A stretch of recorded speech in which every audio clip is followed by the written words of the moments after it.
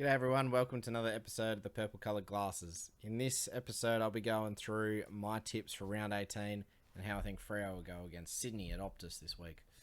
So let's get it started. The first game is the Saints up against the Western Bulldogs Friday night.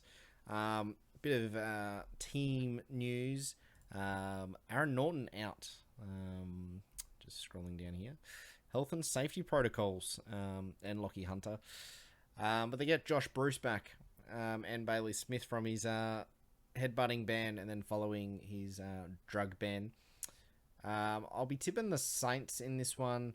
I think it's a really 50-50 game. Both teams' form's been patchy.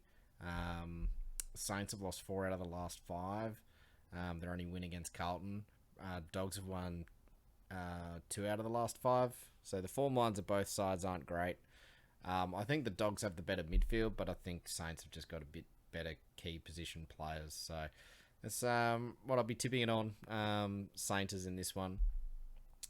Then the next game, we've got Adelaide Oval. We've got Collingwood against Adelaide.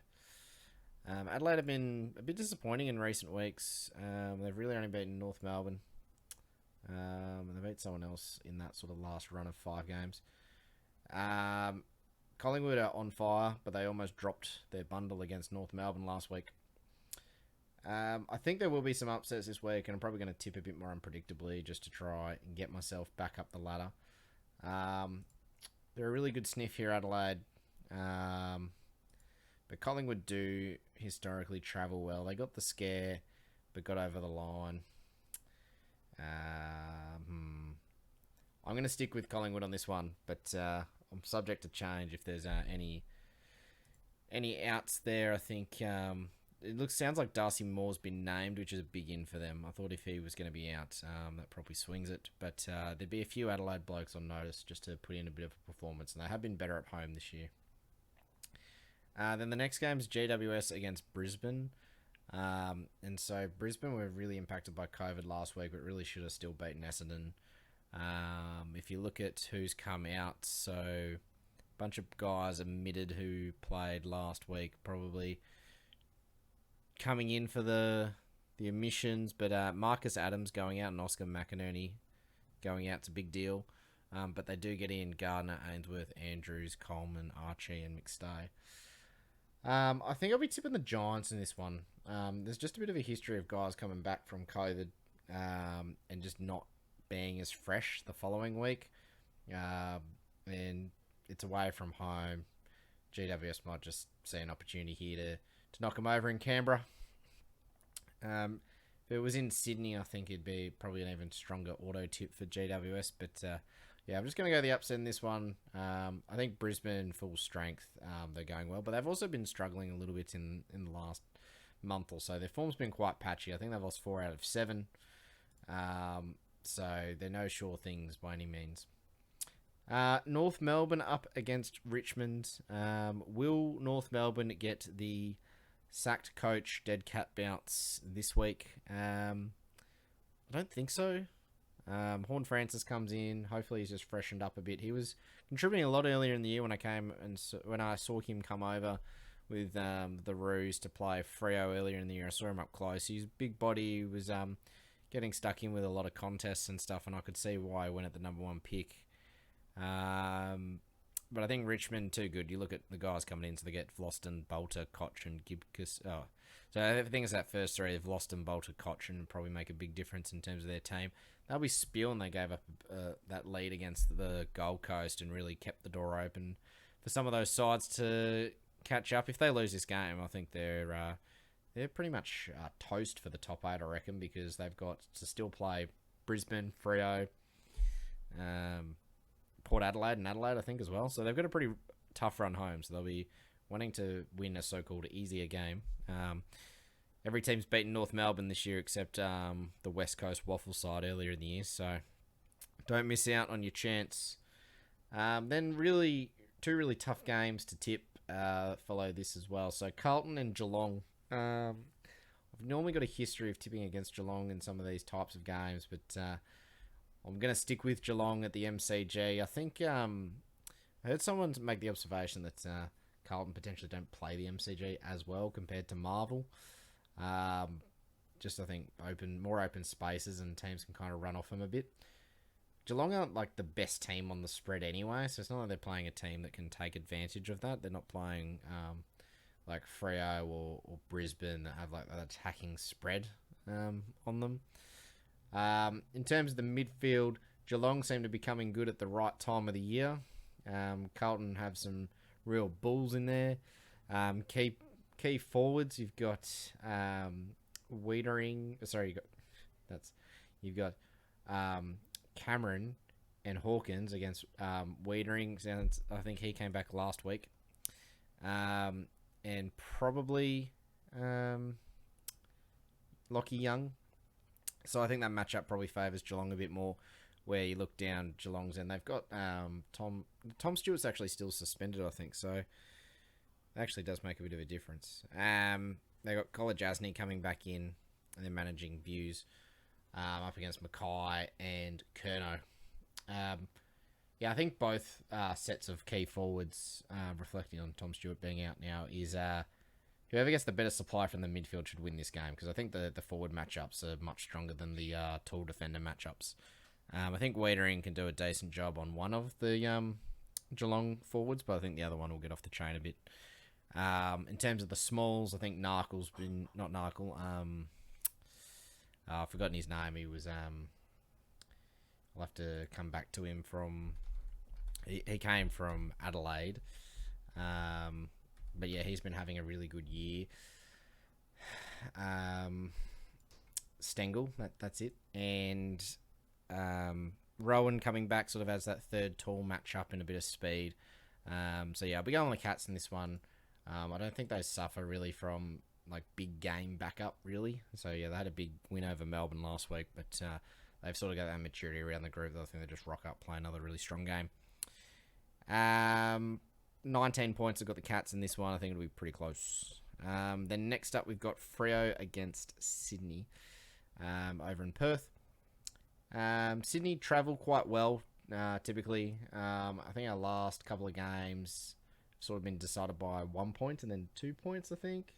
There might have been one game over in the Gold Coast. I think we won by a bigger margin, but there was also a game in there when they smacked us by like 40 points.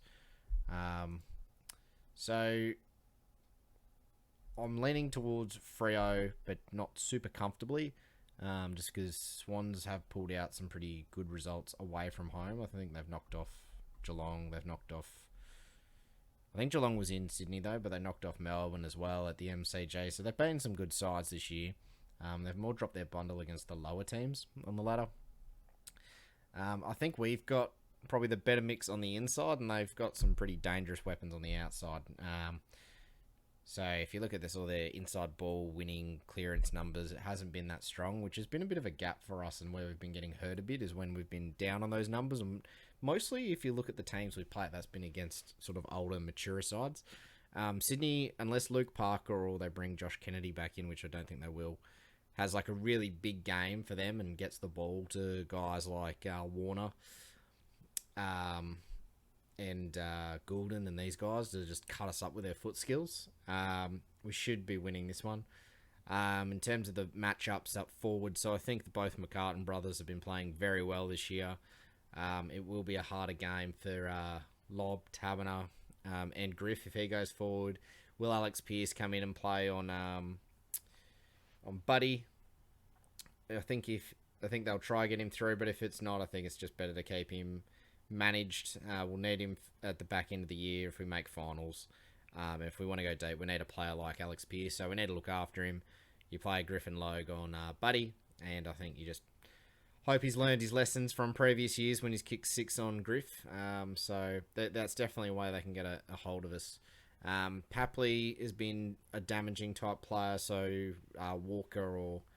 no, he'll have to be Walker because they've dropped Wilson. Jordan Clark hasn't really been playing that accountable small defender type role. It's been more Walker, and they're trying to free Clark up to play more that rebounding halfback type.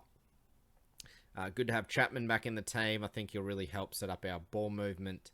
So it'll be interesting to see with him back if it does sort of speed up or we have more effectiveness from our back end chains. But if we just roll out that second half we did against the Saints, we really sort of tuned up the intensity, split the centre clearances, and get a fair share of field position, I think we can win this one, particularly at home. So I'll go the Dockers, but only by, say, 4 goals. I do rate Sydney as a team, but they can be a bit patchy. So if they turn up one of their stinker performances that they have a couple of times this year, we could rack it up against them. But I get the sense they get themselves up for these sort of big travel games.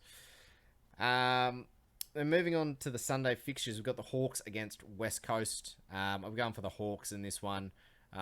West Coast looked like they were probably picking up a little bit, but then they had 2 quarters where they didn't score any goal or anything. Just didn't score anything against Carlton. They're still getting smashed on the injury front. They've just said, yep, McGovern's done.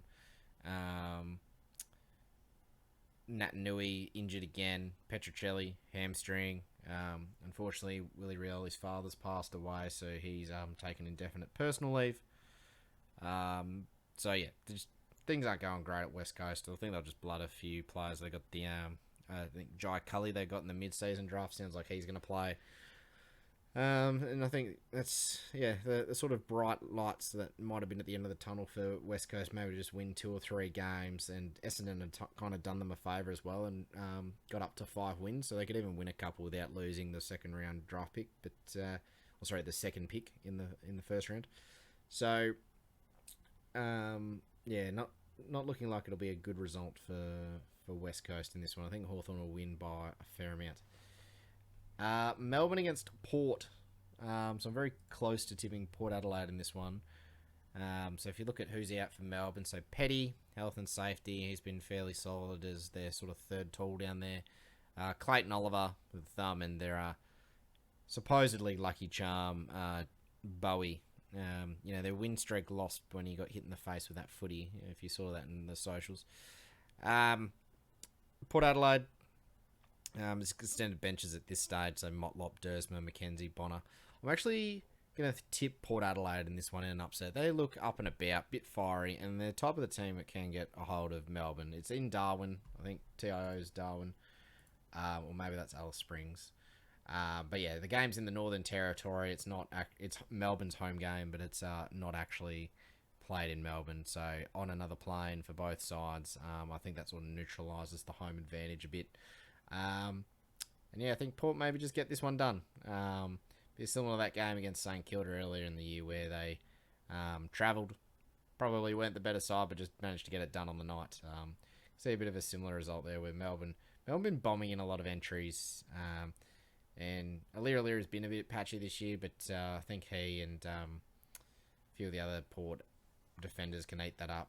Rosie's got a bit to prove, I think, in terms of trotting out a really good performance against good sides consistently. He did turn it on against Freo, but needs to do it against some other sides. So I'll be going Port on that one. Gold Coast against Essendon. So they get Rankin back, which is good. I'll be tipping Gold Coast. Don't think Essendon have been much chop. They have won 3 out of their last 4 though, so you got to give it to them. And the one game they did lose, they probably dominated statistically 60-70% of that game against West Coast, and just didn't kick straight and make the most of their opportunities. This is the sort of game a club like Gold Coast, where they've had a few injuries, they've had a really good emotional win, back from 40 points, goal after the siren, the finals chances are alive, that you go away, travel to Melbourne and get done by a team like Essendon. Not going much chop, but they just get you on their home deck. So just one they need to be aware of, Gold Coast. I think it shows a lot of maturity if they can get over Essendon at Marvel.